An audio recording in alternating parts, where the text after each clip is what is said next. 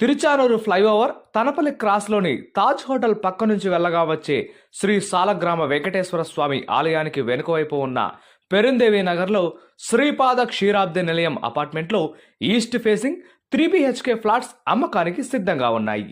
New year సేల్లో భాగంగా flat కొన్న వారికి ఒక AC, washing machine, stove and chimney combo, 2 geysers ఉచితంగా అందిస్తున్నారు.